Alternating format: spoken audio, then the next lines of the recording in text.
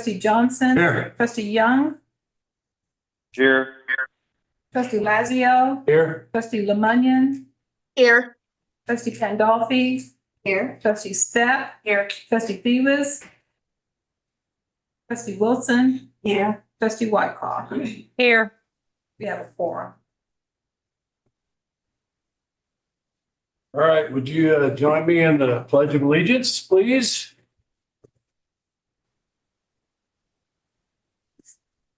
Pledge allegiance to the flag of the United States of America, and to the republic which stands one nation under God, indivisible, with liberty and justice for all. Justice for all.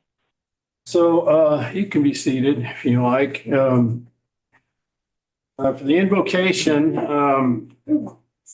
as I was just pondering this the last few days, I just had the word stirring in my heart, and the word is steadfast. Anybody ever hear that word, steadfast?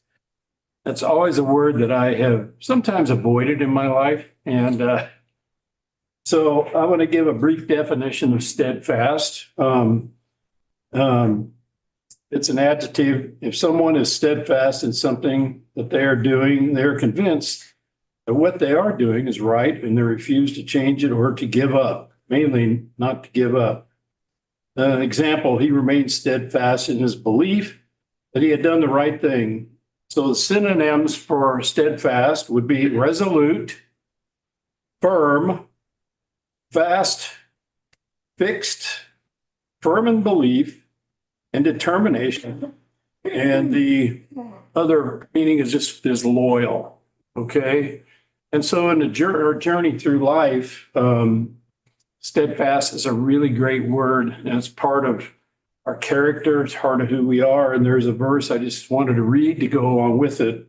Proverbs 4:26, it says, "Consider well and watch carefully the path of your feet, and all your ways will be steadfast and sure." I love that verse because that's kind of one I look at a lot.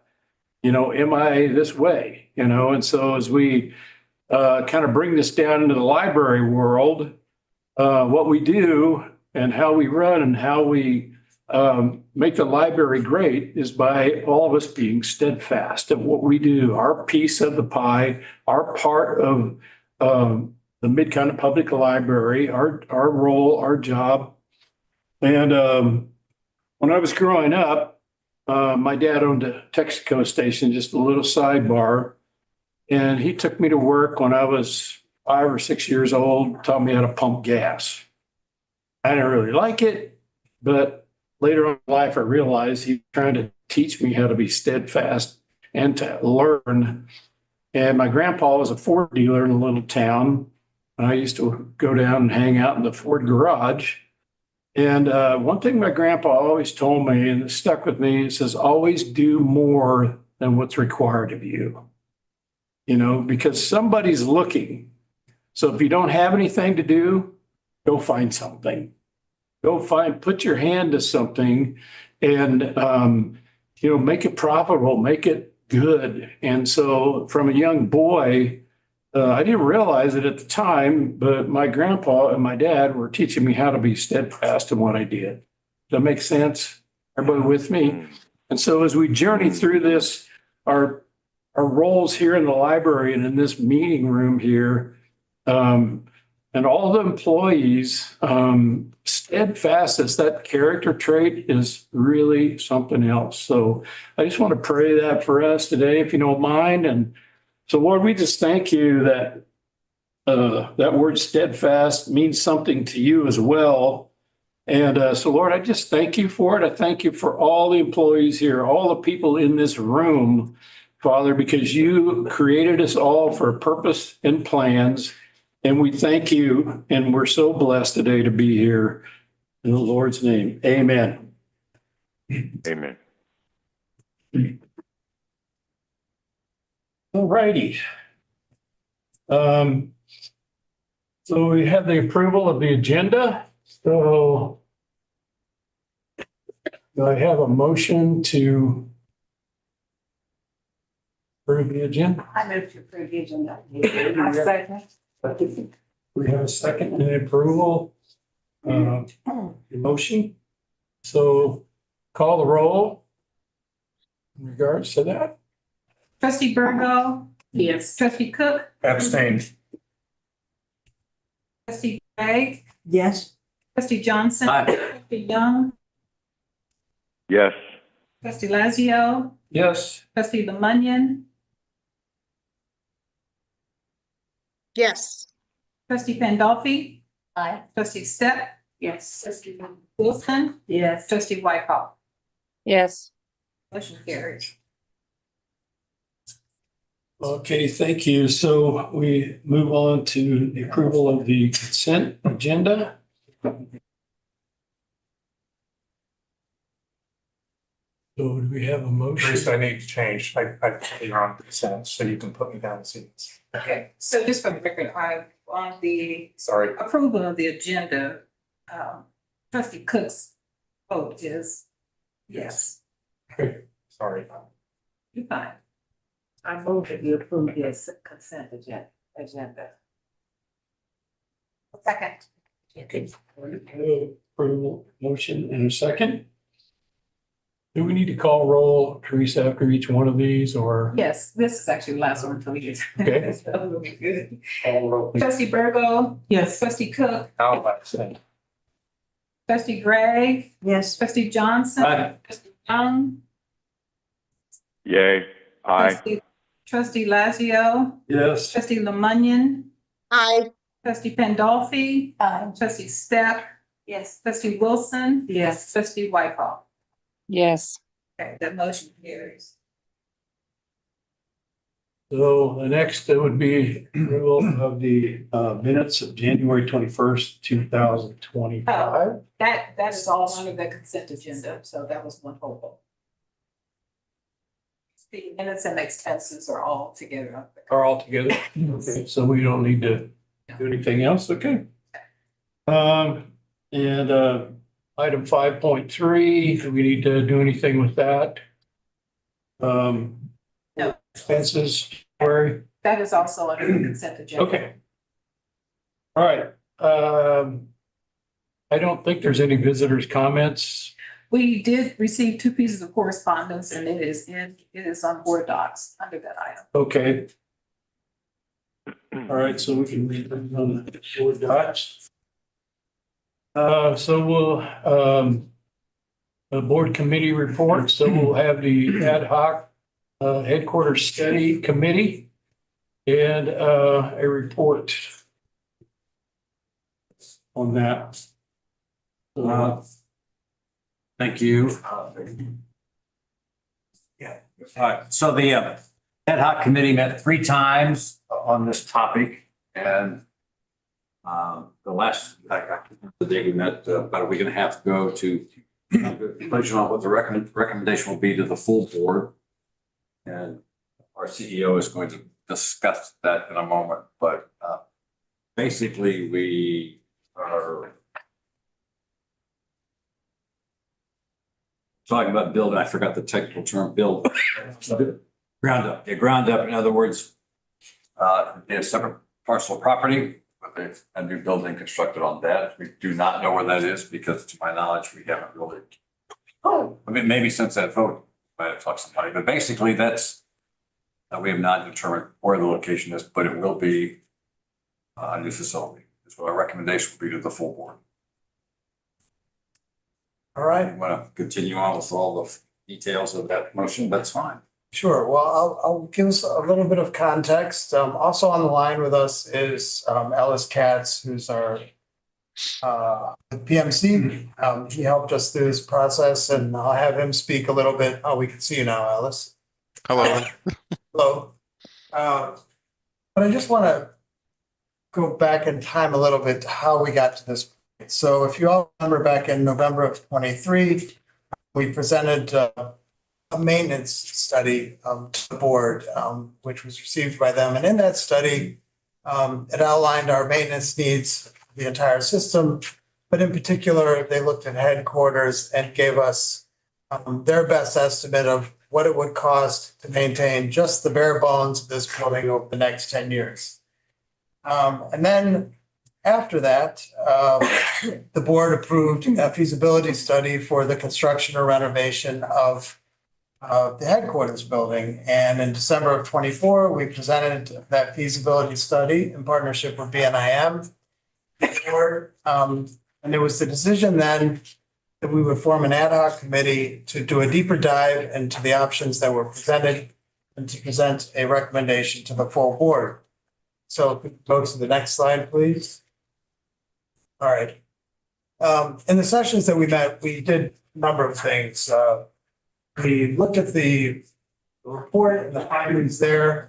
We discussed the options that were presented, and not to go over it all in its entirety, but a number of options were presented. Everything from a light renovation of this building to a hard renovation with additions. We looked at historic renovation. We looked at just leasing space, buying a building and renovating it. And of those 6 or 7 scenarios, one of them was to build a new headquarters facility on a piece of land, whether that be here or somewhere else. The group felt that the ground up replacement was the best option, and we'll get to the reasons why in the later slides. So if we could go to the next slide. The rationale we had was we considered, I would say, these 4 categories of the cost of deferred maintenance, our outdated building and how it doesn't serve us well in terms of programmatic needs, timing considerations, and the overall financing of the project. Next slide, please. All right, so to start with deferred maintenance, if you look at the report, the total figure for maintaining this building over the next 10 years is around $11 million. But the main cost drivers are HVAC replacement, roof, fire detection and suppression, and plumbing upgrades. Altogether, that's roughly $9 or $10 million. And then there's other miscellaneous upgrades that would be needed just to keep this building operational over the next 10 years. None of this accounts for what I would say the unforeseen major repairs. And much of what we discussed here is planned expenses would be in this neighborhood. But if tomorrow there were to be some great catastrophe, we pay a premium to have that work done and would likely have to relocate staff to do that work. Next slide, please. All right. The reason why we advocate for a new construction is that this is a building that was designed in 3 phases over, I don't know, gosh, was it 1960 to 1980? Is that about right? Anyway, yeah, over 20 years or so, but it was designed in essence for the library work of yesterday. And to put that into context, I would say 20 years ago, the size of our technical services staff was much larger, but that group has shrunk over the years to maybe half of what we had 20 years ago. But 20 years ago, we really didn't have much of an IT department. We didn't really have a HR department, a finance department, and or a programming department that was centrally located. So use IT as an example, grown by nearly 200%. The reason for that growth is we provide support services to all 34 locations. We centrally manage the website, the library catalog, and all are much more involved processes than they were 20 years ago. And they all do a great job there. But these new services like the Reading Rocket, Library by Mail, communications, finance, and HR, all require more people. And in essence, we have a building that was made for just the logistical work that now supports much more than what it was originally designed for. So if we could go to the next slide, please. We thought a lot about timing. And what I mean by timing here is that we have an estimated cost of the project as of today in the neighborhood of $44 million. But if we think about what the cost would be 5 years from now, at 5% cost escalation year over year, it would come to the neighborhood of $53 million. So we thought a lot about that. So what would it mean to kick the can down the road and not do the project today and do it 5 years from now? Well, one, the project would be more expensive. We could likely save a few $1,000,000. But if you lump that into the total cost of the project, our expected revenue growth over the next 5 years, we'd still come out at a loss. That the project would be more expensive to the taxpayer, and we have a greater degree of cost certainty today. So, next slide, please. And here we talk about what it would do. If we go with that $44 million estimate, there's a way that we could structure debt that we can manage. And what it would require of us is to pay down our existing debt service over the next 10 years. And on top of that, pay interest only for the first 10 years. Jeremy can talk a little bit more about this, but we've done some calculations, and I don't know, Jeremy, if you have these at your fingertips.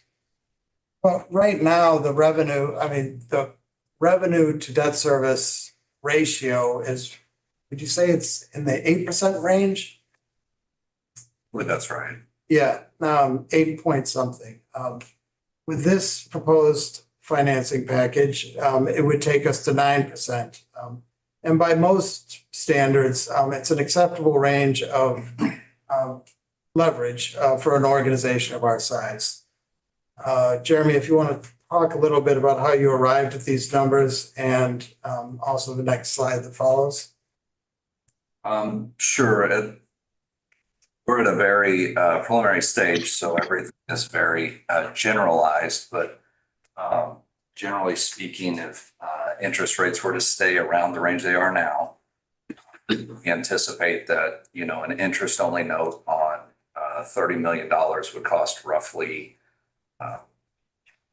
$1.5 million for the first 10 years each year. If you go back to that slide we're just on, sorry. The blue bar is our current debt. That's the 2018 certificate of participation.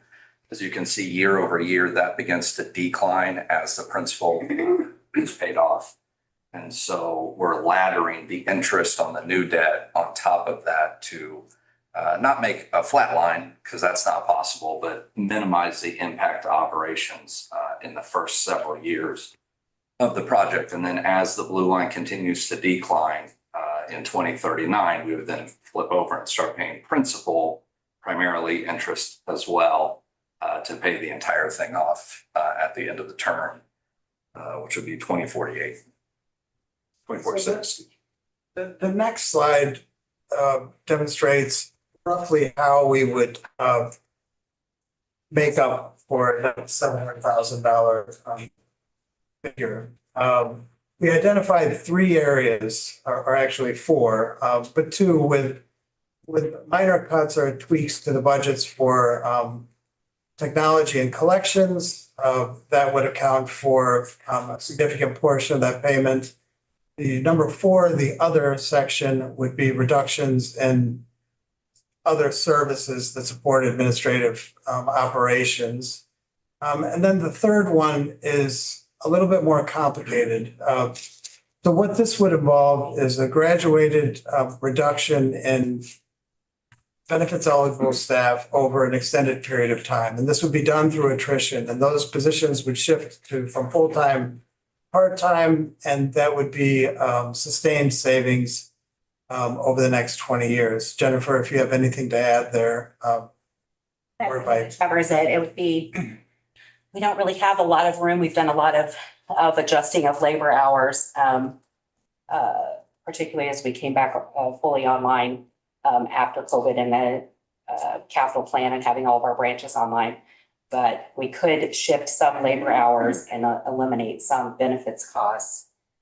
We don't want to do a lot of that because then we start seeing added costs and turnover and training and things like that. So it has to be a balance, but we could shift some of those labor hours, spend them on the part-time side and save some benefits cost over time. So.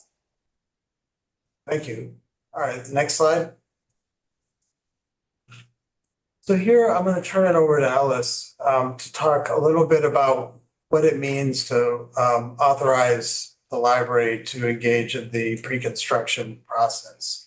There's a timeline later on, but you'll see that the pre-construction project process would span over 3 years. And we'll show how these expenditures lay out over a 3-year period. But Ellis, could you explain a little bit about what it means to do this work and costs associated with each of the line items? Sure. And first, I want to emphasize this is before we start construction. So it's design services and associated services before you close on your loans and start construction. I also want to emphasize that all these fees that might be tied to the scope of work, of which the architectural fee is the biggest portion, is not a commitment that you have to spend it if you decide not to go forward at any point in time. This is going to be an iterative process. As you start looking for property and you determine that you just couldn't find anything and you decide you don't wish to go forward, you just pay those consultants for the time they've spent and that's it. But this is just a forecast to get you all the way to closing. So the first part is all land purchase related costs. Obviously, when you ever are looking at a property and you develop a letter of intent on a property that you like, you're going to want to do a phase 1 or perhaps a phase 2 if they find something. Environmental assessment. You want to get a survey done. You'll need appraisal from the appropriate company. And then you need to verify the foundational structure underneath the ground, which requires a geotechnical investigation, doing borings on the site. That all will inform the architect as to what they should do and how to design for the new construction. So the big portion of this total budget is tied to the architectural services, but I want to kind of talk a little bit about how that's broken down. So as you start looking at sites, and let's assume for the time being you maybe have 5 or 6 sites. We're able to negotiate with BNIM that for every site that you get, we want them to test fit it. And that involves looking at the site, the topography, the hydrology, the zoning, the transportation, as well as the shape and configuration of the site, and make sure that the program fits comfortably, you get adequate parking, it lays out nicely, as you start to try to determine which site is better or not. And that only really costs about $5,000 per test fit. Once you then get under a letter of intent, you start doing some of these land-related purchase activities. As they get that information, they go into various phases of design. The first phase is what we call schematic design. That's about, I can't remember the exact value, but it's about a little north of $200,000, maybe $300,000. We take that schematic design and we also engage a pre-con estimating company, which we would recommend would be a contractor, because they're closest to the cost of construction these days, especially in a volatile market like we're in right now with tariffs and everything. At schematic design, they would evaluate that design and give us an estimate. We'll reconcile that estimate with some sort of subcommittee of your organization and go through it and determine if we still can financially afford to do the project. If we determine that it can go forward because we can afford it, we would release them into design development and so on and so forth. And at every phase of the design, we will get an estimate. This design service fee proposes a certain type of project delivery, delivery model, which I don't want to get too much into the weeds, but it puts a contractor somewhat at risk, but it still takes you up to about 50% of construction documents. There are other project delivery models that we can look at that could get us to a guaranteed maximum price by a contractor, which means you can commit then to your funding earlier, and that means we would have spent a little less on design services if we can go with an alternative project delivery model. But for the purposes of this budget, we were trying to be very conservative. So the 492,000 then would cover pre-con estimating, my services, and any expenses associated with those services. We assume there might need to be some outside legal costs for either a bond counsel, if you're going to do bond financing, or any type of title work or anything like related to the purchase of the property. So we assume 50,000 for that. And then in any budget, we carry a contingency just to protect you should things go over. So that's what this whole budget's based on. It is not the whole budget, as we talked about before. It's closer to $44 million. That would be the full budget with all the full design services and other specialty consultants we'd have to bring on board, such as a testing consultant and things like that. I know we did. I don't know if you've got a slide of this, Aaron, and Jeremy might talk about this, but we did a cash flow against this budget. Yeah, can we go to the next slide? Okay, so Jeremy can talk about this, I guess, but this is what we had determined would be the cash flow year over year until we get to closing. Sure. We wanted to break it out by fiscal year. So what we anticipate spending between now and the end of our fiscal year is 125 to 140, based on timing. The majority of this would then be spent in the next fiscal year, presuming, that we keep moving forward at all the various checkpoints. We have that currently estimated at somewhere between 1.8 and $2 million. That's what you'll see in the 2025, 2026 budget, if you all approve this project. And then just a little bit bleed over, pretty much just from a cash perspective, expenses rolling over into July and possibly August of 26, the final 180 to 200,000. Can we go to the next slide?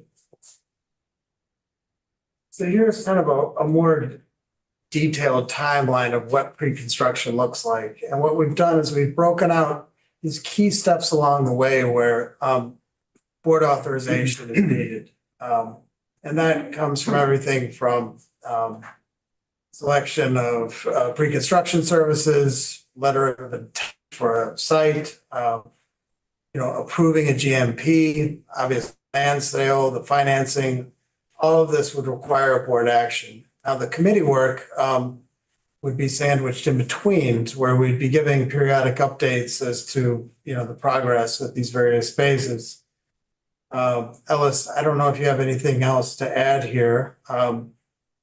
No, I mean, that's pretty much it. Some of these overlap one another. If you looked at it as a bar chart.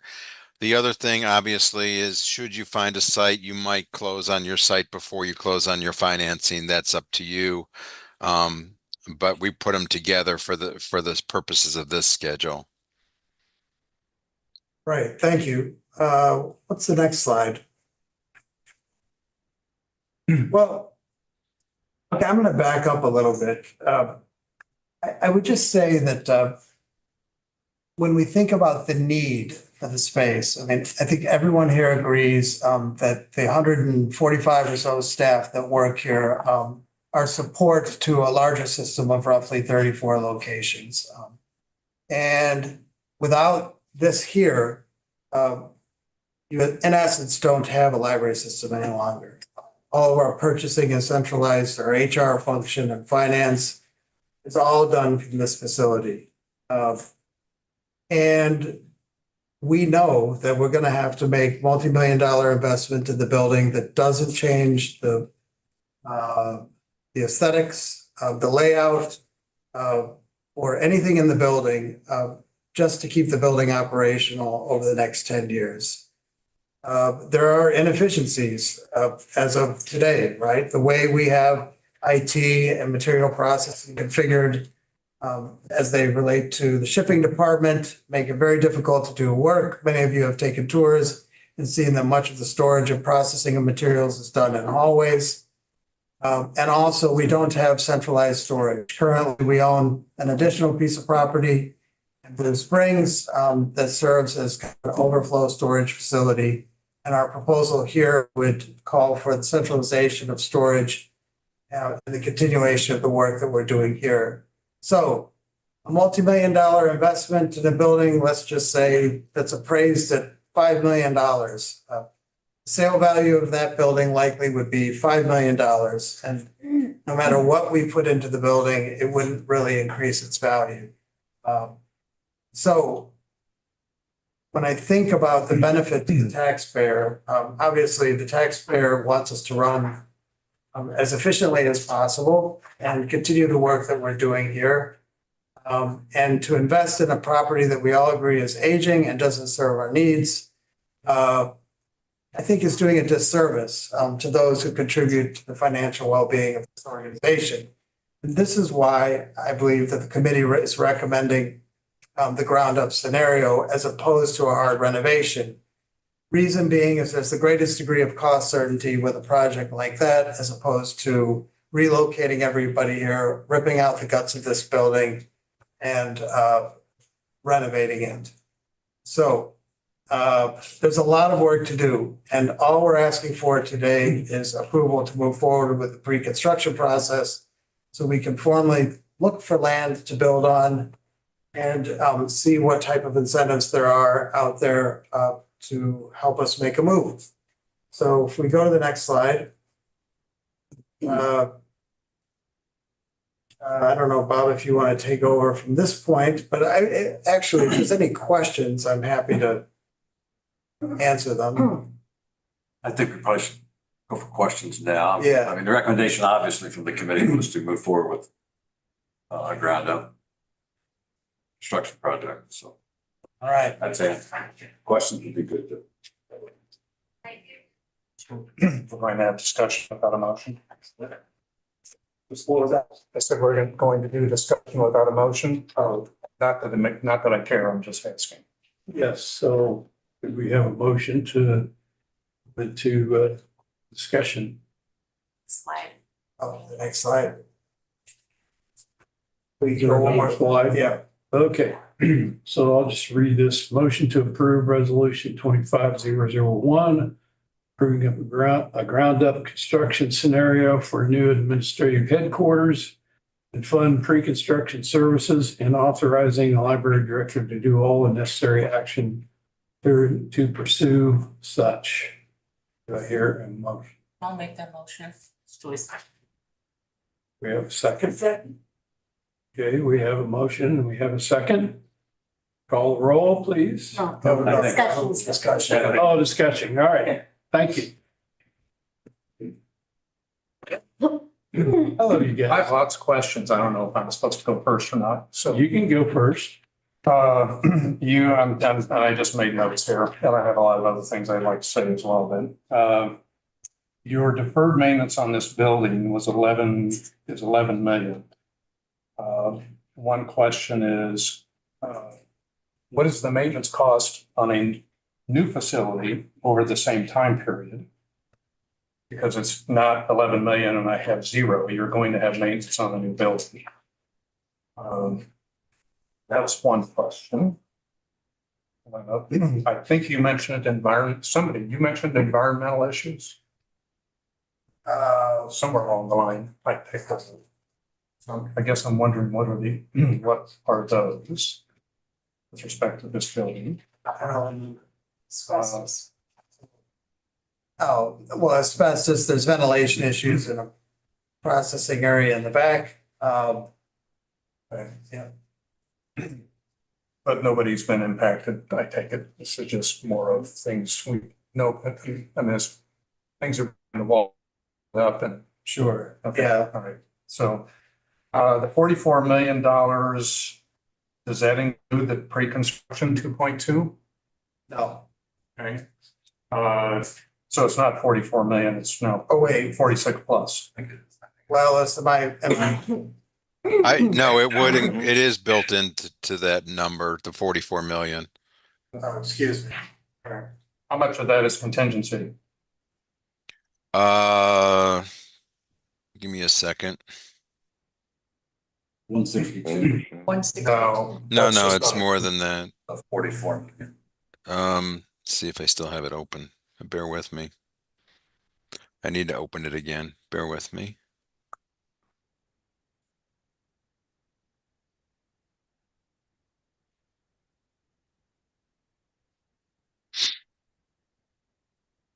While I'm doing that, I can answer a little bit on the maintenance cost question. With a new building, obviously you have a year warranty on any new construction. Plus there'll be warranties on a lot of the product material that might be longer than that. The other thing I will say is that a new building, you're going to be far more energy efficient than the building you're in now. So your utility costs and things like that are going to be much less. We'll have all LED lighting. We'll have things like that that will help defer some of the costs you might be exposed to right now. While it won't eliminate them, it'll help. So on a new building, we had budgeted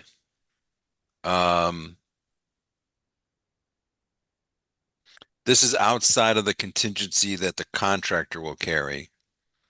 Because they always carry their own contingency in any kind of agreement we'll work with you on.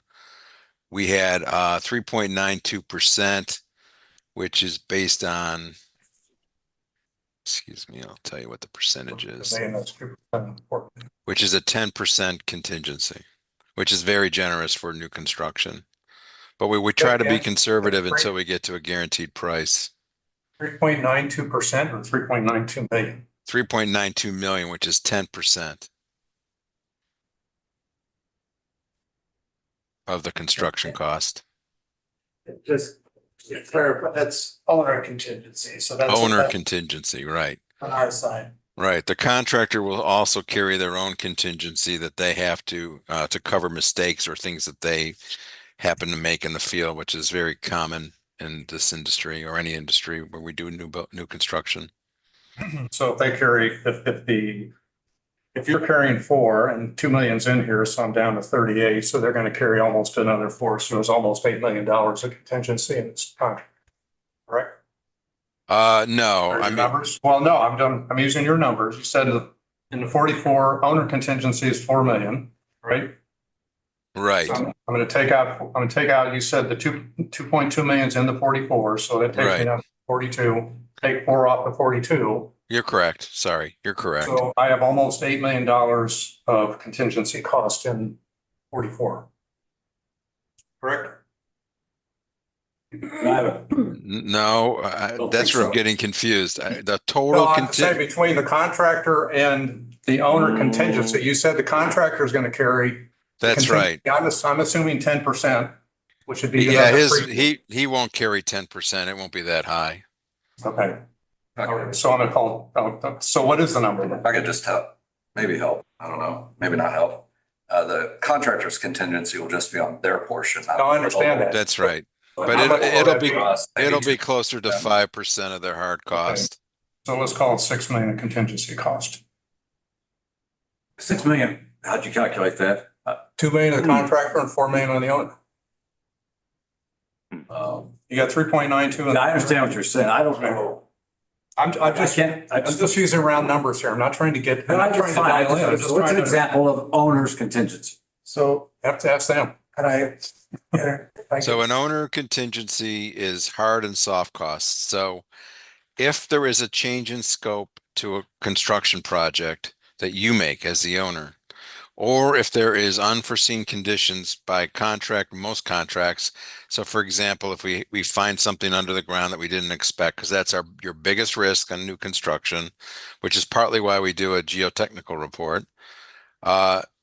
You are exposed to cover those costs, which is called hard cost contingency for the owner.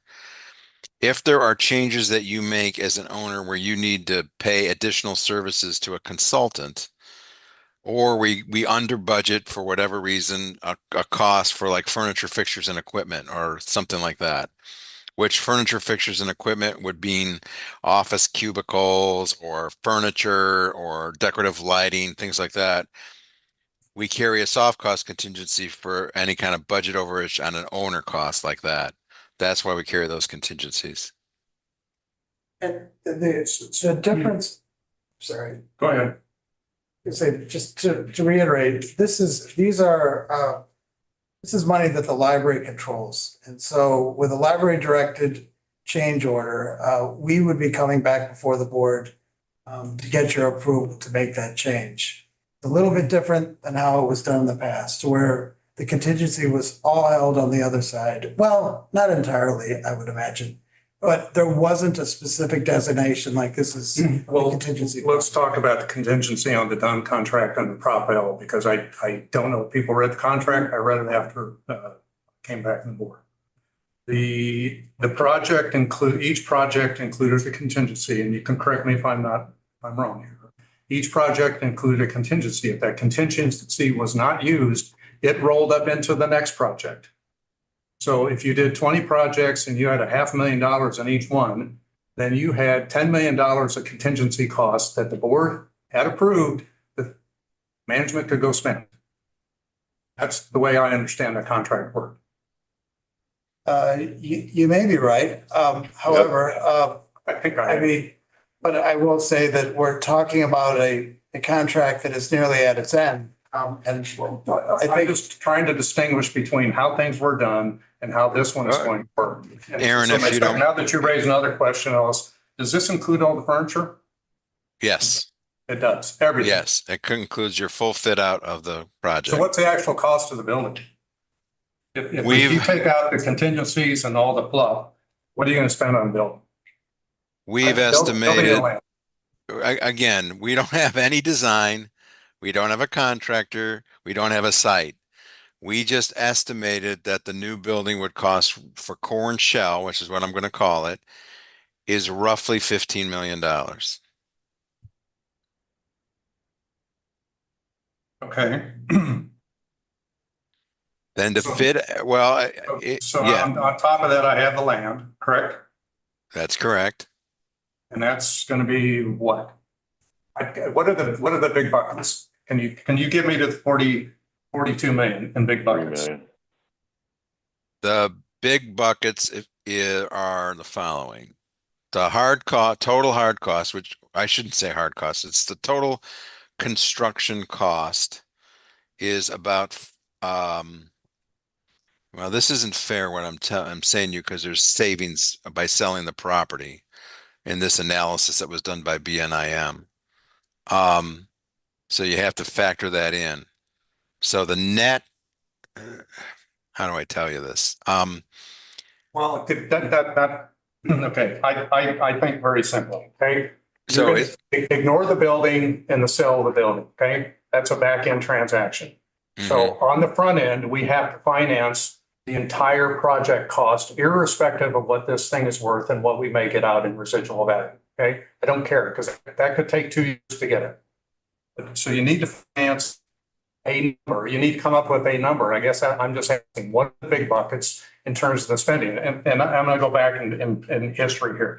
This was the problem with Prop L, okay? Because we got a bunch of mishmash on June 20th of 2022 that went through all of this non-cash stuff and said, oh, we're going to sell land and we swap this and we swap that. And, you know, nobody had done accounting. And I keep bringing this out, okay? And I'm going to remind some of the people that weren't on the board then, but this was a schedule presented every month to the board. Okay, that said, we're on budget at 84.5 million. And that was, oh, how do I say this? A misrepresentation of the facts, okay? Absolute misrepresentation.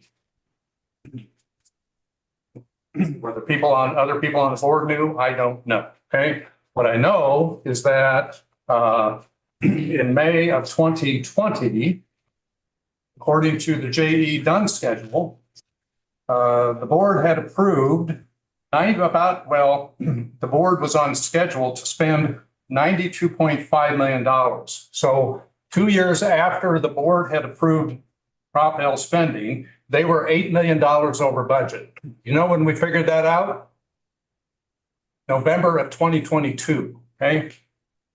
Almost 3 years later. We didn't get an accurate accounting until January of 2023 because I got stonewalled and numbers thrown on the wall, and I had to do a sunshine request in May of 2022 to get information, okay? Nobody wanted to put it up there. So what I'm asking is the board needs to understand what we're going to spend irrespective of all this other stuff.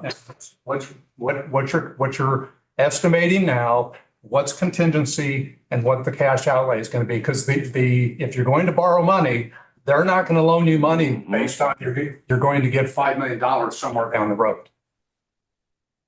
That's not gonna happen. Okay, so I'm just asking for the big buckets to say, what are you going to get to? Okay, how do I get to 44 million? I already know I got 2 million of this pre-construction. Gordon, right here, I think is what you're looking What? for, maybe. Is that what you're looking for? Yes, first this. That's the report that we presented to the board. Yeah, we presented that. Okay, well, all right. So it's here. Yes. All right. Jeremy, did you have something you wanted to add?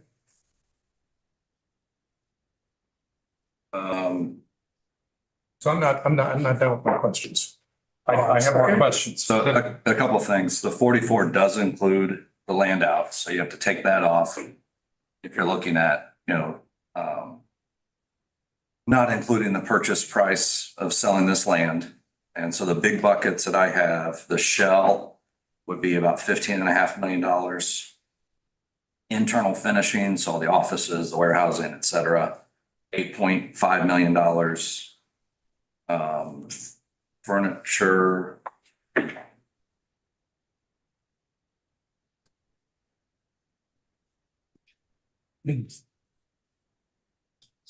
I do this on the fly. What is 10 million of equity? The cash we plan to bring to the project. And that's going to come from where? Most of that cash is in the investments that are currently in the capital fund that will mature over the next 2 years. So.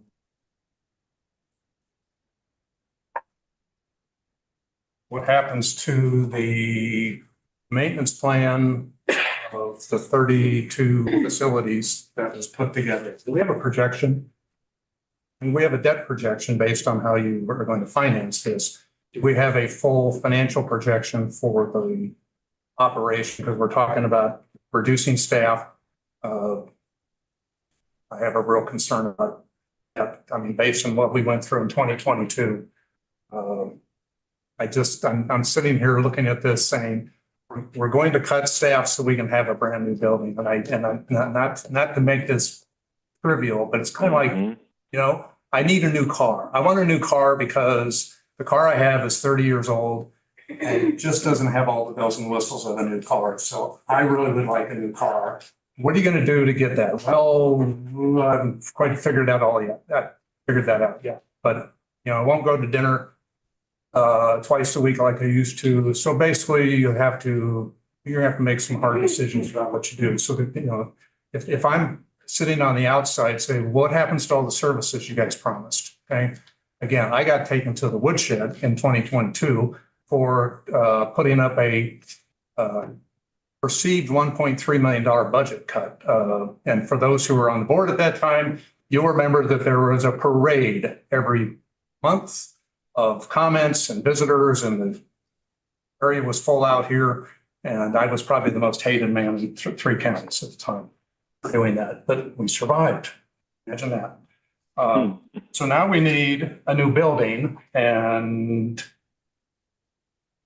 I'm not saying this is efficient. And my concern is we just came out of Prop L, which was done on a fast forward motion of 5 years, right in the middle of COVID when costs were spiking. Probably should have been done over 10 years because things change. And I'm sure people like, sliding doors and maybe some of the meeting rooms. But that's stuff that's nice to have. So Jeremy, you said that I'm going to spend $1.5 million on interest. Is that correct? 30 million? Did I hear you correctly? I don't think I mentioned interest. I don't know. Well, what's in your schedule here? Oh, you're talking about The interest interest only. Yes. That's 5%. So what's 700,000? If you recall that slide, the current debt is going to decline. The difference between the declining slide and what we need to cover that debt is roughly 700,000. So we cut operations out of interest. It's not being covered by a reduction of the current principal. So do we have a projection? A full projection? I don't know what you mean by that. A full financial projection that shows me estimated revenues, basically looks like the P&L and has all components in it. So we're talking here about borrowing, another, well, I'm going to say because you're going to throw 10 million in, you're really talking about spending $40 million. When you apply debt, when you apply an interest factor of that, it's about 1.5. So you're really spending $60 million when you include interest. And you're asking the board to proceed down a path, not you. Okay. Committee is asking the board to proceed down a path without a financial projection. So in my world, where I work on the outside, that would be a hard stop. Okay. I'd be asked to go back and put a financial projection together, say, how is this going to work? You're telling me you're going to cut staff. We don't know what construction costs are going to be. We don't know what the growth in 3 county areas is going to be. You have some soft factors like SB 190 to come into play, but I think that's all stuff. Your costs, are subject to inflation. Your revenue is capped every year. Right? That's just the reality of how it works.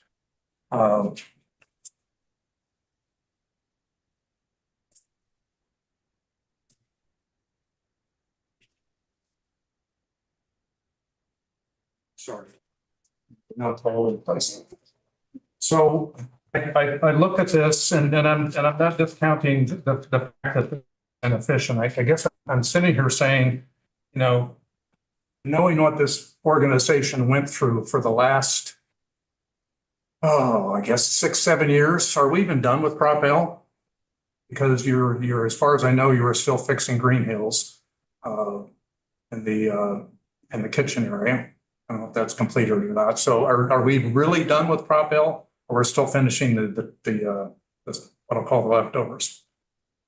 We had a warranty walk at Green Valley and East Independence. There's kind of a few minor items that need to be completed, but I mean, we're down to. Okay, so we're at a 7-year sprint. And just as a reminder, the budget for Prop L was 100, again, back to the real costs, okay? I have that here somewhere. That would you. Real cost was $126 million. Okay. When you look at the 113 that was approved by the board and approved by taxpayers in the levy, we've spent in the end $132 million. And normally when you get into that environment, you would take a break and get your balance sheet back in shape. I mean, we're still waiting for the investments to roll over because they got invested what I'll say improperly, given what rates were doing at the time. It should have all been kept short term. But I can't fix that at this point. So we're going to take part of that. And I guess my concern is you're going to take part of what is intended to cover the new branch maintenance, and you're going to stick that into headquarters, which means that number goes to zero. No, correction. All of these scenarios laid out, we're still continuing on with our branch maintenance. Well, I know, but the money isn't you're basically draining the capital fund. Capital fund's going to go to zero. Right now, you have $8 million of surplus, your fund balance in the capital fund, okay? Right. You'll have a little bit if you come up with more taxes, which was how things were always, I mean, you look historically, the capital fund was funded by the excess of the general fund, but only at the end of the year. It was never pre-funded. The only pre-funded that occurred, I think, was when Prop L started. So, but in essence, if you're going to take the 10 million out of here, you don't have anything left. You're down to zero. And so now you're back to taxes have to cover that maintenance cost. if you would just take a breather and build this thing up, and if you can get 4, and, you know, your short-term rates are currently 4, I don't expect them to go down, okay? Because inflation's is not going down. So if you build this up to, you know, 15 or 10 or at least $15 million, you're gonna have, you know, $600,000-700,000, which is going to cover a lot of that maintenance. So you know, if you don't do that, then you're down to zero and it comes out of your tax revenue. And I guess I'm sitting here thinking, do we really need to do this right now? Because I would really like to see the balance sheet get cleaned up before you head down this path. And, you know, it doesn't mean you can't go out and look for land and say, you know, here's some options and bring it back to the board. You know, the way I read this is the board approves this, down to pay out to a new building, and you're going to start construction in 26, whatever it was. Well, that, I don't think that's an accurate reading. As we said, there's steps along the way. Yeah, but you're going to move in that direction. Come on. What would stop you from entering into contract? If you find property and you say this is what we want, and you get a schematic design, what's going to stop you from going forward? Cost of land, GMP isn't competitive, prices, like the sky falls out and inflation goes up. And it's outside of our Let's say it budget.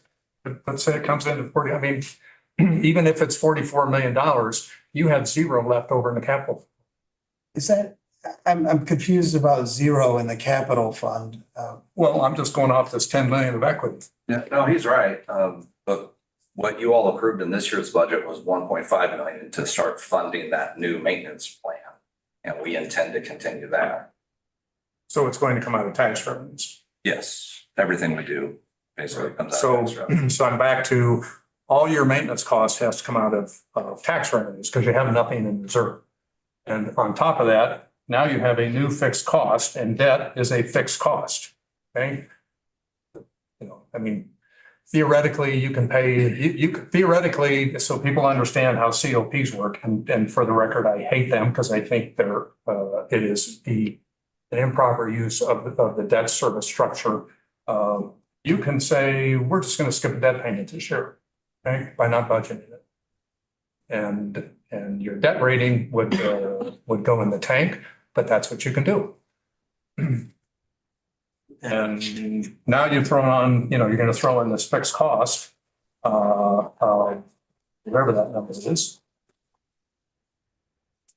I don't like these. I don't like front and back, so I can never keep it straight. So now I'm going to have, we'll call it, you know, for a few years, almost $7 million of cost. It's going to drop all the way through 238, and then I have a level cost of 4.3 million, somewhere out there. But I'm doing all this based on a debt schedule. I don't have a financial plan, and I don't think it's appropriate for the board to even consider this thing if it doesn't have a financial plan. There's no business that would do this, and no disrespect intended, but you know,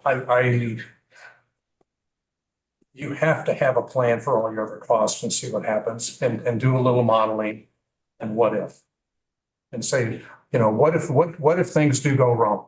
What if things, you know, what if my healthcare spikes 15% a year? What am I going to do? What if I do have 10% inflation and keep my staff from walking out the door? I have to get 10% raises, but my revenues are only going to go up 3 to 5%. What's going to happen? Respectfully, we have that every year.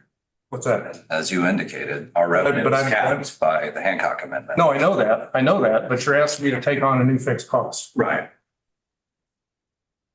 But Because right now, I know that if the blue line is if you're saying the blue vertical bar is my current debt structure, principal and interest, correct?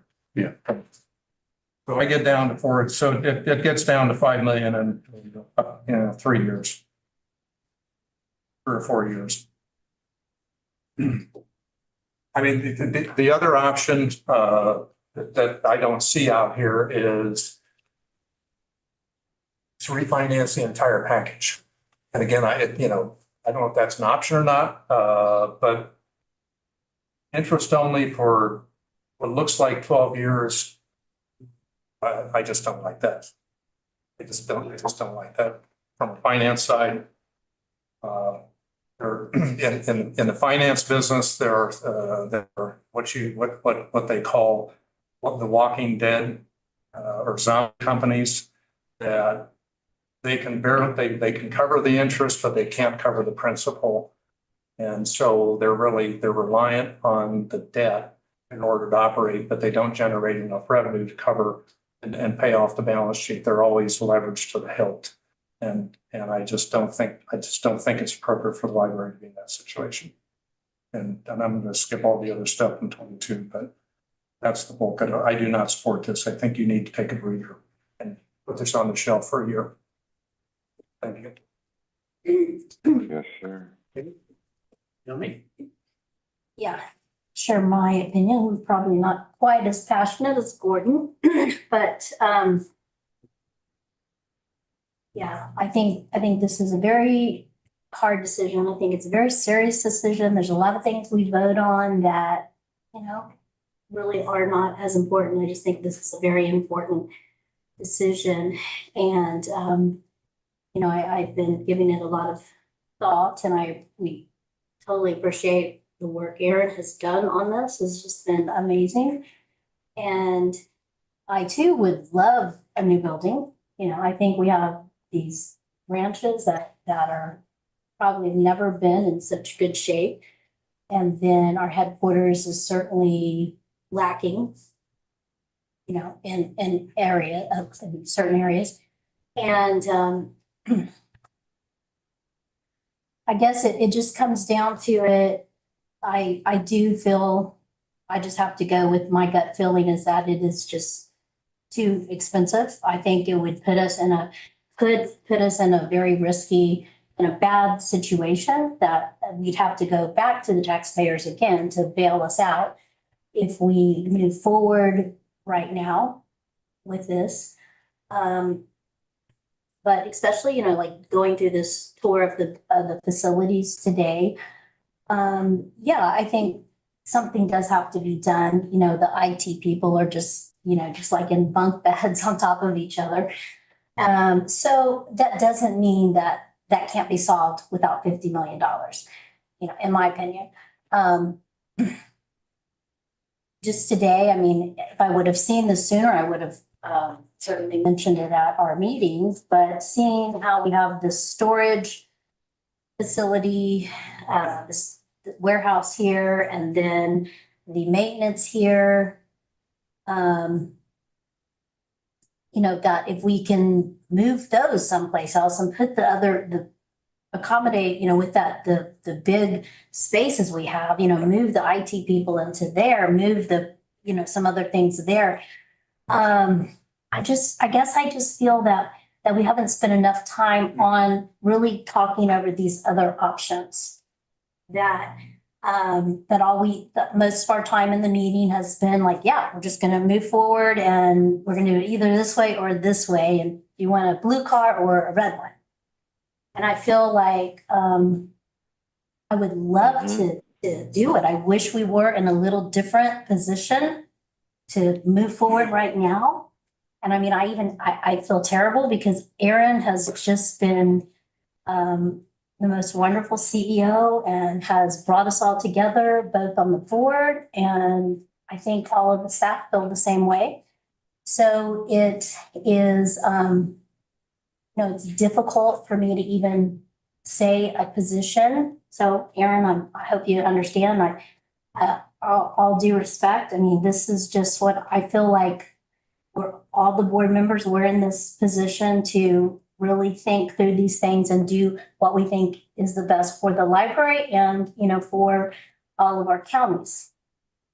So in my humble opinion, I think we should wait and maybe just let staff and even the board members, think some more about it, how we can, because we have to do something.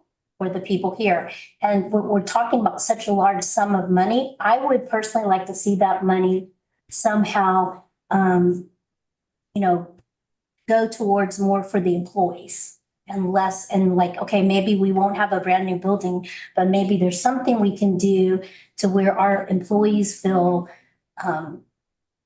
just really appreciated, and they have the space that they need, and we have things that are needed, that those can be fixed up. I think there's just a different answer than 50, $60 million that we can do with a few $1,000,000. So anyway, that's my opinion, and I encourage my fellow board members to not go forward. So, Susan. Yuma, you just made a statement that this project will cause us to have to go back to taxpayers. I'd like to ask committee members and the consultants on the phone, what is the likelihood of that? Because I'm sure if this proposal meant that we'd have to go back to taxpayers, that would have been communicated during this presentation. Yeah, and Susan, I just said it perhaps would. Well, we May can't. not. We can't Respectfully, make Susan, decisions that's on why you behalf. do a projection. Yeah, I know, but we can't make decisions on Right. behalf, so I wanna know what's the likelihood. that's a good Well, question. we, Very good question. again, we don't have a financial projection that gives us a range of what might happen, okay? So, I mean, it's easy to take pieces of this and raise questions, but if you had a projection, you could look at, you would know the risk areas, and you would have maybe, at least two or maybe probably three variations with your cost estimates, and say, okay, what if, what happens if insurance goes up 10% a year? And again, the message that we're going to build this new headquarters, and again, as I said, it's kind of like I have an old car and it needs some work in it, and it doesn't have all the bells and whistles, but the message to the taxpayer is we're going to cut staff. But that's what I didn't hear that. that's what I heard. That's what I heard. Yes, you did. You said you're going to cut full-time staff. Excuse me, I have to interject here. That's a long-term thing. These cuts that we could make to account for $700,000 have to do with delayed upgrades to technology, reducing collections budgets in areas where demand is waning. Salaries and benefits was a long-term solution. We didn't even specify a number, but that's to where over time, some of these adjustments could be made. The staff that are listening, that is not what we're suggesting here. It's not a cutting of staff, it's a taking of the labor hours, so like if you have a 40-hour week employee that's getting, retirement, health insurance, the things that we provide for them, that if a full-time employee were to leave, that we would replace those labor hours instead with a not benefits eligible employee. So the intent is not to impact service by cutting staff, but to shift away some of the benefits cost over time by reducing the number of full-time staff. And again, in a way, we have to do that in a very thoughtful way, because we don't want to increase, other costs that are often hidden, like for turnover and training and those types of things. Right, and you also send a message that we're the only, and again, I'm spitballing here, but that also could make it more difficult to hire people, because you can't get a full-time who wants the benefits or needs the benefits. And, the male, female, but, you look at the people with families, sometimes the women work to get the benefits or the insurance benefits. Somebody has to carry that. And I just think if you're going to keep, if you say we're only going to hire part-time, then, Gordon, I didn't finish my question. oh, You sorry. heard a lot of yours. Touche. My other question is, why do we even have an ad hoc committee to study this? do we respect the people enough on it to do some preliminary workup on this? Or do we want to just pull it apart and say all the work they did is not even valid? Well, of course, when you're doing any construction project, there's a lot of unknowns, and we know that. I've built houses, I've been involved with other construction projects. But my experience is the final number doesn't stray too far away from what the general projections have been. Now, there are exceptions, but some of those factors are controllable. I'm just saying, if we task these people to do this, it's good to have questions, but let's not just throw the baby out with the bathwater, talking about shoulds coulds and maybes and what could happen. I like to see hard facts when we're talking about making decisions.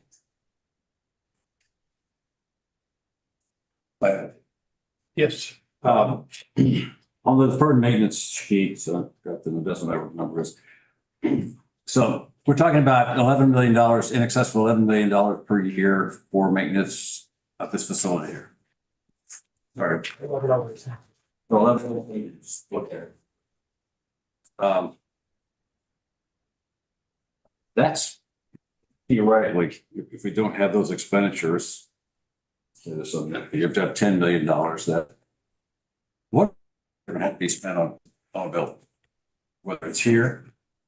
Now, it's even 5 years. Talking about half of it, not 5 million, but it doesn't matter. The point of it is that we have in excess of $1 million per year that we're pretty much accepted the fact that we're going to have to put into this building one way or another. Or we could help finance a new building on new ground somewhere, and we don't have that maintenance program. Obviously, we should be deferring every year. I mean, we should make sure we have legitimate maintenance every year. But I just wanted to go, this is the large, on that sheet of what, 29, I forgot how many facilities are on there. 24. By far, the maintenance is on this building. And if I had the choice between maintaining this building and putting in the construction of the new building, I'm going to do the new building because it's going to last. How old is this building, by the way? I keep hearing every time I have a meeting, no one knows for sure. How old is this building that we're in? Great question. Just said 60s, 70s, and 80s. Yeah, I think it's 58 and 65. So it's 40 years old. It's closer to 60. Depending on what. And let me tell you that there are foundation programs at 60 years old. 65. I assume we have a foundation on this building? Under this building somewhere? Well, I think it was 1965. again, Bob, I get your number, but it's $1 million a year. So, Yeah. even if you milk this thing for 2 or 3 years, so you spend a couple, $3 million. So what? It avoids me putting $40 million on the balance sheet in debt. Okay. And the debt service that goes with it. So I'm going to spend, and again, I'm not saying don't do it ever. I'm saying get your balance sheet straightened out and get your current capital maintenance reserve set and do this separately. Okay. Don't drain the bank or don't drain the piggy bank or the savings account to do this. And then you're having to suck out of operations. Get your reserve set so that the interest on your reserve funds the costs that are in the other plan, and this can be handled separately. And that may mean, again, maybe it's 2 years, whatever, but I really am concerned about the message of 10 years of interest only, and then we got this debt hanging out there. And 10 years is a long time to have a principal balance where you've made no payments. And just, I don't like that. Well, and I appreciate. I don't think that's prudent. Joe. In my I didn't have text. I didn't know we were going to get into all this. Actually, I built construction where you need to go underneath and determine what the soil looks like after the grass on top. So you need to watch what you're building on. Regardless, what's the average growth rate on revenues in the last 5 years? Do you have any idea? I don't have it at the tip of my tongue, sorry. Just 1 second. Well, I'll give you a history I do know. When Prop L was approved, the revenues were 42 million, right? And the levy increase was 25%. So that said you needed another 8 million, right? So it puts you at $50 million. I don't think we voted on a 25% increase in 2016. Oh, absolutely we did. It was 32, went to 40. Levy was 32 cents and went to 40. No, I think it was. No. Never, No. never No, came out to 40. well, if the statutory levy is 40, it came down because of Hancock. So That was calculated. I get that, but it was Hancock driven. So the statutory levy, if things went reversed, you'd end up back at 40 cents somewhere down the road. But it was set, if you just do the raw calculations on revenue, there are 40 to 40, whatever, 42 million. And you went to $50 million. We're now at 70, right, Jeremy? 70 was last year, yeah. Yeah, we're at 70. So again, I'm going to ask, what's the average growth rate over the last 5 years? I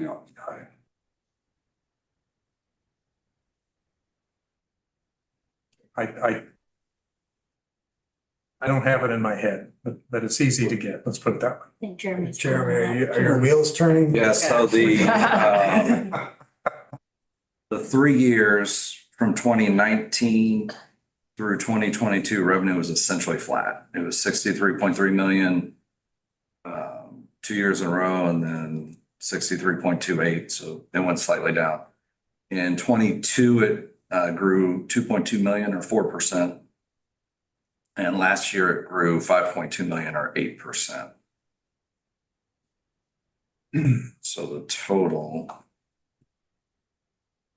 You'd have to look at it two ways. Remember, we did a voluntary reduction for 2 years. Sure. So you can look at that, which is the actual revenue, or you can go back and do a calculation saying, what if? But the numbers, you still end up with a 20 million spread over the last, Well, the next question I'm going to get to. So is call it on average $1.5 million a year. And that's coming from what counties? And I do not want to get it. That's all of them. That's all. Oh, well, I want to know where the You can't majority of do that's county by coming. I want to know where the majority of this is coming. It's all, well, historically, half the revenue comes out of Jackson. That's supposed to be. Well, I think we agree with that. And certainly we have controversy over reassessment in Jackson County.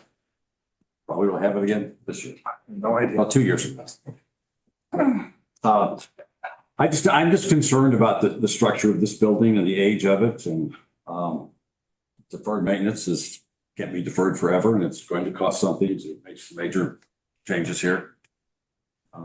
I don't know. I have no idea where the CEO is looking at land. I don't know who's come knocking on his door, so I have no idea what land prices are and locations and so forth. I just think it's to wait. I don't think I think commercial construction costs will do everything but go down. So they're going to be going up. And the question is, how much percentage does that exceed?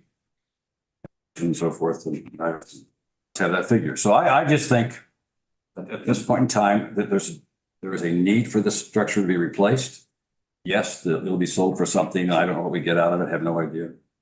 I don't really know what the Blue Springs property is going to receive, but I just think there's a lot of costs that's going to be annualized every year here.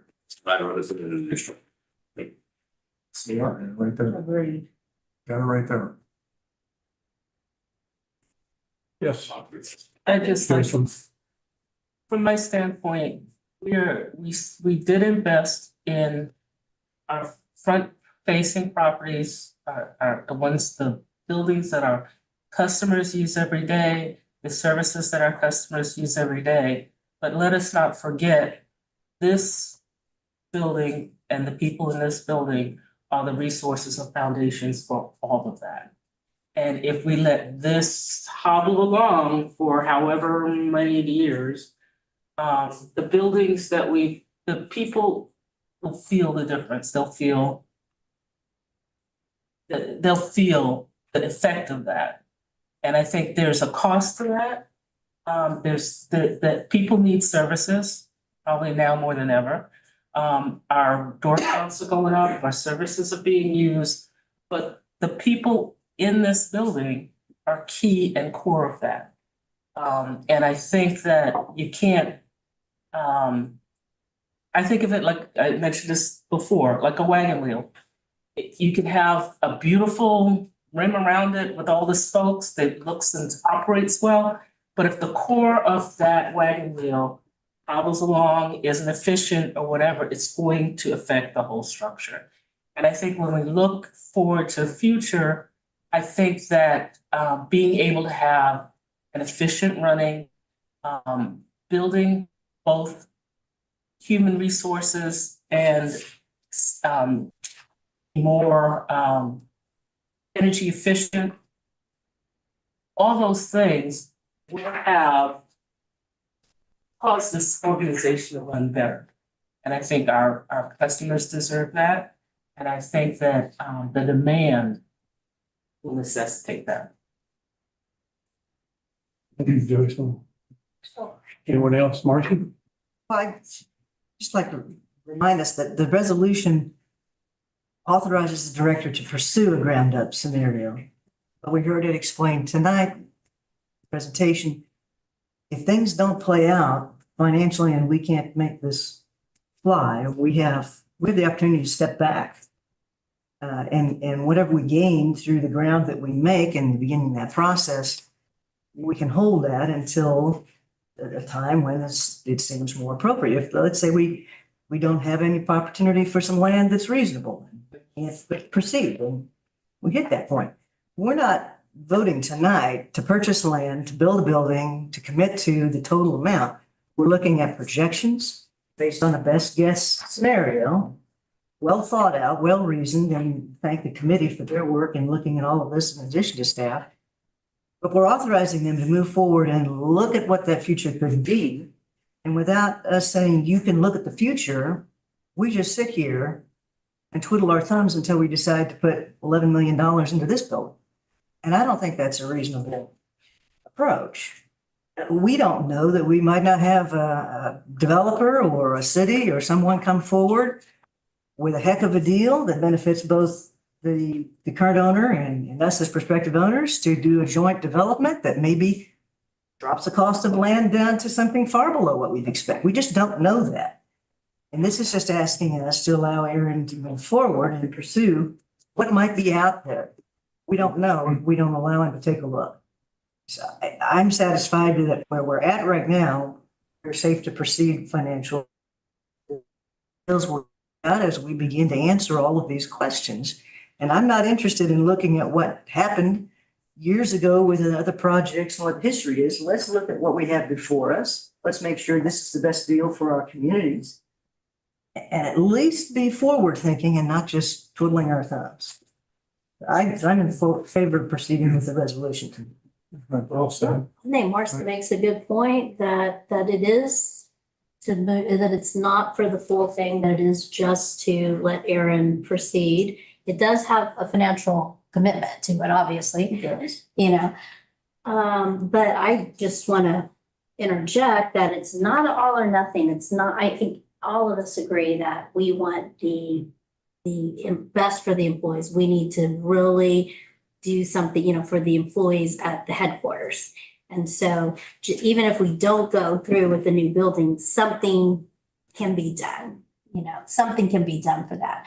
So we have different opinions as what that is. Some of us don't want to do the big 50 million thing. And, you know, that's what we'll have to vote upon. Yes. As I understood, Jeremy, what you're approving tonight is for them to spend $2.2 million. This $2 million is going into next year's budget. So it's not. Is it possible I can interject here? You can, but let me finish. Okay. That's what he said. Then if you approve this, that's what's going to go into next year's budget, and the board will vote on that in June.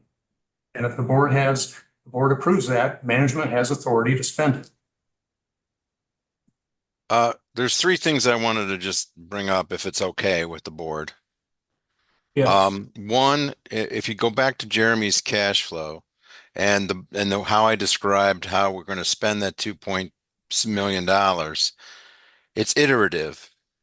You hired us to give you a fully and transparent budget analysis. So as we start developing these potential sites and potential test fits, we will also update development budgets so that they report back to this board or a subcommittee of this board as to where we stand every single step of the way. It'll be fully transparent.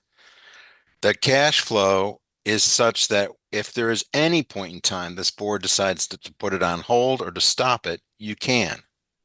And so I think you should look at the cash flow, not the total nut in terms of what you're going to spend. Yes, that's a budget for how much it could be spent. But like I said before, if we change even the project delivery model, we could probably save a little bit more depending on when we want to close get the guaranteed maximum price. The third thing I wanted to mention was, and I think it's important to note, is that the program that was presented to you in the past shows that your current building is 10,000 square feet short of what it needs to be. And so that's why we did a number of scenarios and ended up coming back with a conclusion of doing ground up. Because if you had to build a 10,000 square foot addition, in addition to fully renovating your building, the cost was equal or more to what would have cost to build a new building. Because you have to relocate all of your staff to a temporary location in order to renovate this building. The building cannot be done where people are in the building at the same time. The mechanical systems have to be fully upgraded. You have to re-roof the building. There's daylighting issues with this building. If you've walked around it, there's horrible daylight situations in this building that your employees have to deal with on a daily basis. So I just wanted to make sure it was clear, unless you wish to change the program, we're 10,000 square foot short in the current building.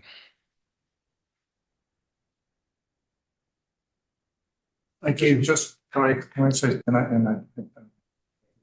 but the board doesn't control or have, unless I'm wrong, have the ability to step in and say, Aaron, don't spend that money.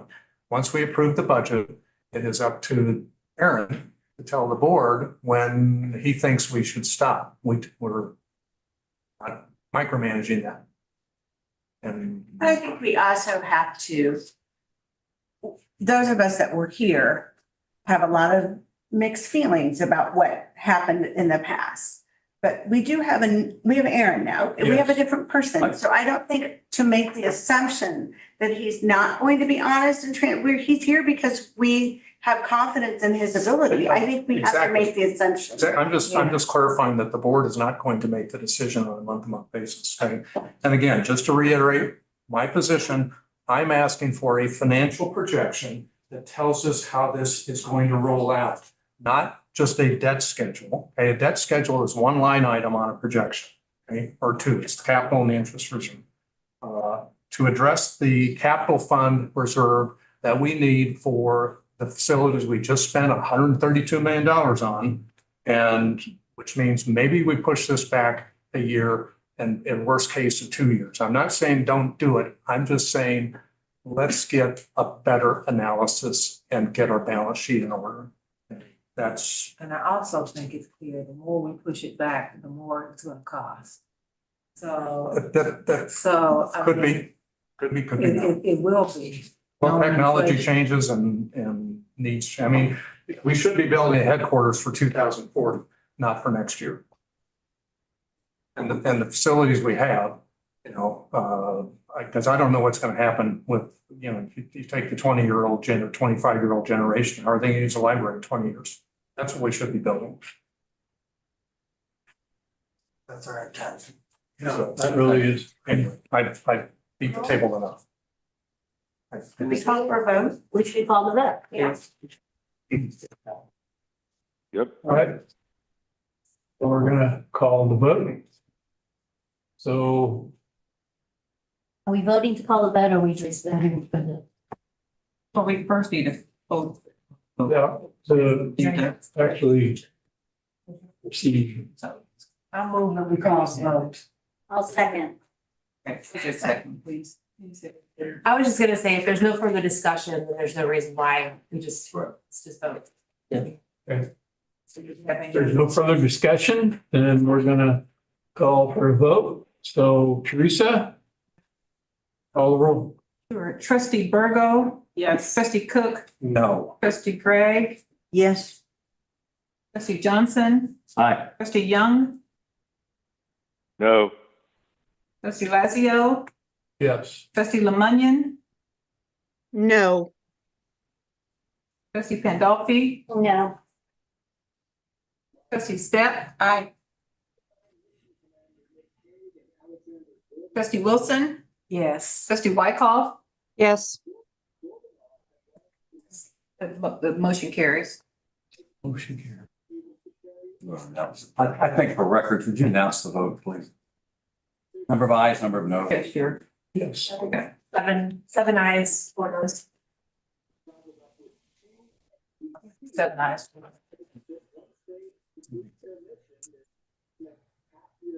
All right.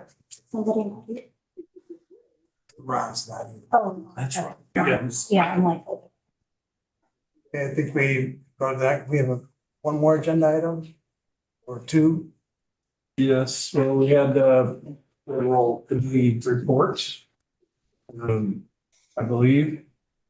So, Lori, do you have a report for the technology committee? We do. We met yesterday and we have some exciting news. Brian is not feeling well. So Brian, I don't know if you want to delay until next time. He's not here. Brian's not in today. Yeah. Then let's just delay until next time so that we don't have to Okay. pull that. But we do have some exciting things happen in the technology world, and Brian did do a great presentation yesterday. If you have time to watch the recording, it will give you an update. Thank you. So, thank you, Lori. I appreciate it. So Bob, building committee, No, anything? thank you. We have not had a building committee. Gordon, Same. finance and audit, No okay. meetings. Marcy, fundraising, Just no real report except to say that we're in the process of the Library Giving Day campaign, and most all of you should have received your letters from okay, Diana regarding that, so just thank you. Joycelyn? The personnel committee has not met. And Jeremy, next item, financial reports. All right, thank you. Go ahead and flip to the next page. We'll start with the property taxes for the, excuse me, the current fiscal year. We've collected $62.5 million compared to last year, which, sorry. We collected 67.7 million in the current fiscal year compared to 62.5 million last year. That $5 million is due to the levy being restored in the current year. Move on to the next slide, looking at our cash projections. Good news is our cash is improving compared to our initial projections. So that's always a good thing. The purple line, I think it looks purple on that screen. The purple line is the current fiscal year. And for the first time, we're over where we were year to date with cash compared to last year, which is a good thing. As I'm sure most people know, the library receives the majority of its revenue in December and January. So from here to the end of the fiscal year, it will be more cash spending than cash receiving. So you see our projection there. We currently anticipate the library will end the fiscal year with around $20 million of cash. Moving on to the next slide, looking at the general fund. The general fund has brought in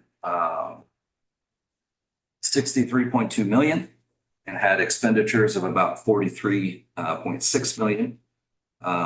This is just slightly over budget, again, due to the transfer to the capital that was done earlier this year. That wasn't a part of the original budget plan. That's all I have on that one. Move on to the next slide. On the capital project fund, the total revenue is 6.9 million. The majority of that is the transfer from the general fund, as I mentioned previously. And our expenditures year to date are 442,000. The majority of that is the final expenditures for the capital plan. As you can see, we spent a little bit of that headquarter money in this year. And Before we move on, I did want to throw it over to Aaron because we did actually receive a $569,000 check from the Shoal Creek Tax Increment Financing District. That was for work that we had requested be reimbursed for the Woodneath branch for a trailway project. Right. And so just a quick thank you to Jim Staley and Sarah for the work they did to bring us over the finish line here. When I arrived, I was presented with a piece of paper and said, sign here, we're going to get $500,000 back. And that is not how it worked out. It took us nearly 2 years of work with Bill Moore, the attorney that was on retainer before Sarah arrived, and then it was transitioned over to Sarah. And lots of back and forth on verifying what the original agreed upon amount was. But I promised my staff a pizza party if this check ever made it to our desk, and finally it made it, so I owe my staff some pizza. But we're happy, and I'm very appreciative of the work you two did to get us to this point. So thank you. And I believe, Diana, excuse me, I don't want to overlook you. You were involved in this too, correct? It originated through the Woodney Capital, the campaigns to renovate the historic home. Right. So takes a teamwork to make the dream work. Yes. Yeah. Thank you. Very good. And just one last slide, looking at the internal service fund for health insurance.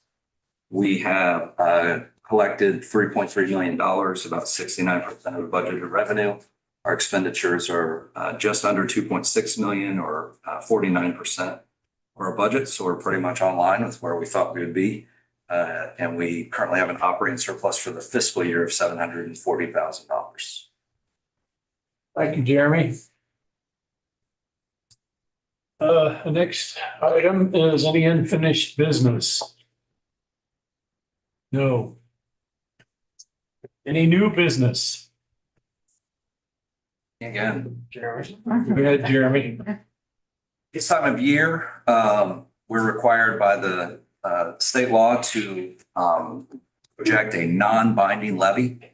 So for those of you who may be new to the board or to the state, the non-binding levy is a attempt to help the taxpayer understand what their tax obligation might be based on where they project assessed valuation to be. Of course, assessed valuation is in the very early stages of the process. All of the taxpayers right now are determining, whether or not they agree with that valuation, determining, what remedy they may want to go through. And so we won't get our actual assessed valuation as certified by the 3 counties until later this year as we're going through the budget process. But the state law requires this as a process. And so since this is a reassessment year, and we have been informed by Jackson County that they believe that their portion of our assessed valuation is going to go up roughly 5%. We don't get that same projection from the other 2 counties. That's only a charter county requirement. And as state law often is, it's only a charter county for charters that were before the law went into effect. So Clay County is now a charter, but they weren't before, thus they're not required to do this. So just to make things easy,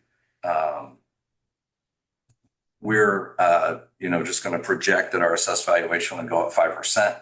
Based on that, as we mentioned earlier, the Hancock restricts revenue to 5% or actual growth or the consumer price index, whatever is the lowest of those 3 calculations. While the state tax commission has not yet certified the consumer price index, it is based on the preceding 12 months. When I looked up that rate, it was 2.9%. So if we project our revenue growth to be 2.9%, it would grow to about 70.23 million. When you divide that by the new assessed valuation figure, the levy would be 3089. If I haven't confused everybody. What's the current levy? That's a good question. 3115, I think. Okay. If I remember, this was just so, because 3 years ago, and historically, they always put it at the statutory levy, which was Right. 40 cents, and all that. It was caused the phone to ring. Right, 3152 is the current levy. Yes, so. It's like, No, I they knew know. it wasn't gonna be That's why I 40 was- cents, but that's the Yeah. statutory levy. Yeah, so- Yeah, what we did last year, because we had no information in a non-reassessment year, was we simply assumed that assessed valuation would grow nominally and kept the levy flat with the statutory limit. This year, however, we are projecting the 5%. Obviously, if that goes up more, then the levy would go up to, or would go down to accommodate that, and vice versa. So the what we're fairly confident of is it won't be lower than 2.9%. The CPI will be the cap. Any questions for Jeremy and anything?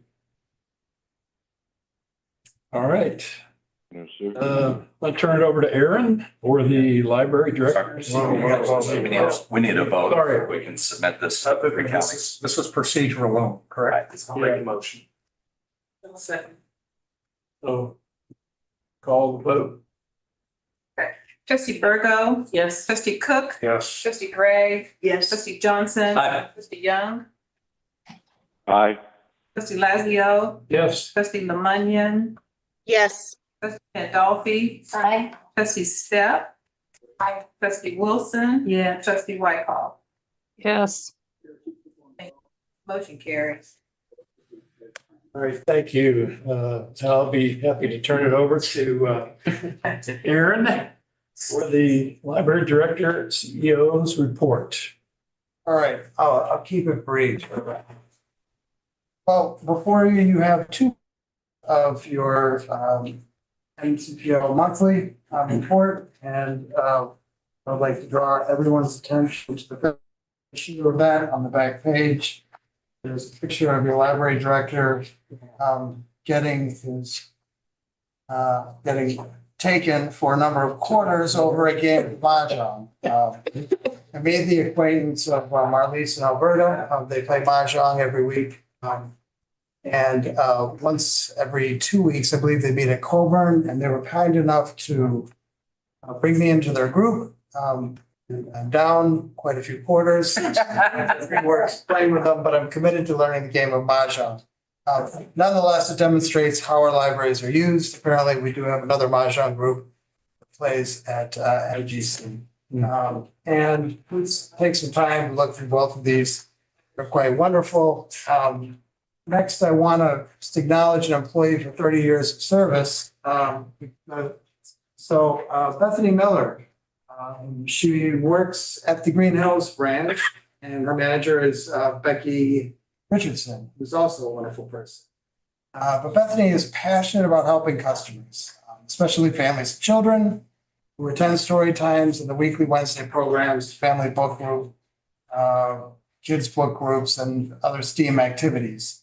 One of her proudest accomplishments is being part of a team that got the Reading Rocket rolling. She played a key role in launching Baby Storytime at Boardwalk in 2001 and 2002. Was instrumental in branding story times under MCPL.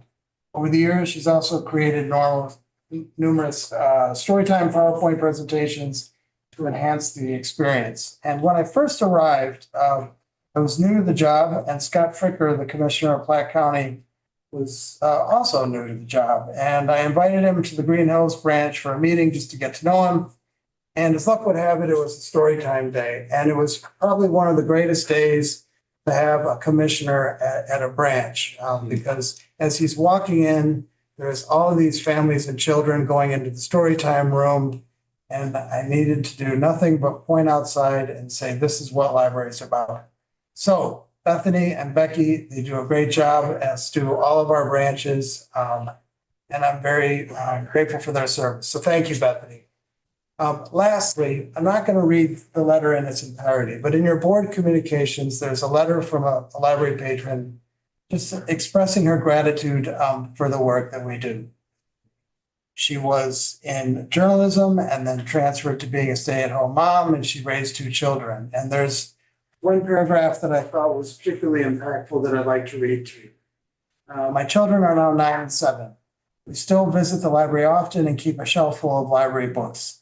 And we regularly switch out in our home. When we get home from school, we snuggle on the couch and read books. Our favorite thing right now is to read chapter books that have been turned into movies. We read the books and then we watch the movies. And those books come from the library. It's giving my children a magical childhood. They've learned about so many different cultures and ways of life and different ways of thinking and being, all because of the library.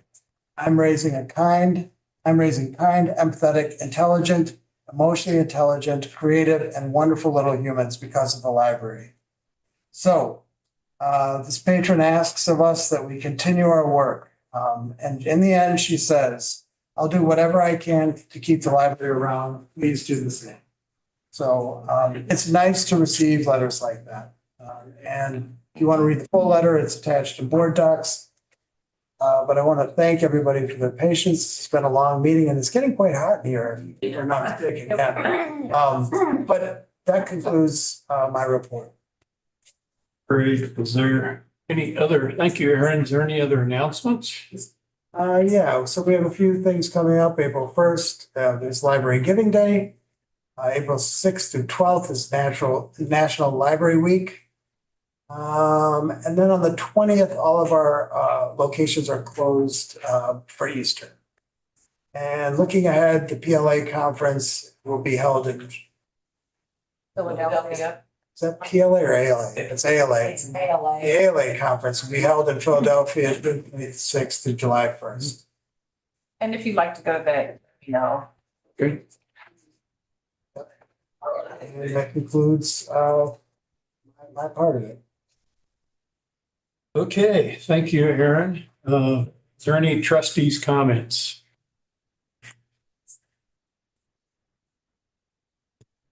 I have just a brief one. Go ahead. You're My first. comment is, this is the first meeting I haven't been freezing, so. Oh. I'm quite comfortable. Okay. That was just everyone's fun. Okay, sorry. That's right, yeah. Yeah, I just have one comment on the back of this bulletin here. I went to Library Advocacy Day for the first time. Had never been down, I've been to Jeff City many times, but I'd never been to this. I was quite taken back just by meeting with legislators and being in the Capitol, and several of us went, and it was really an eye-opening day. So there's a picture of all of us who went on the right here in the steps, and so yeah, I plan on going back to that again. And anyway, it was a great day, great time getting to know everyone. So I really appreciate everybody doing that. Any other trustees' comments? No, if there isn't any, do I have a motion for adjournment? I'll move to adjourn. All in favor? Aye. Aye. Bye. Hi. Aye.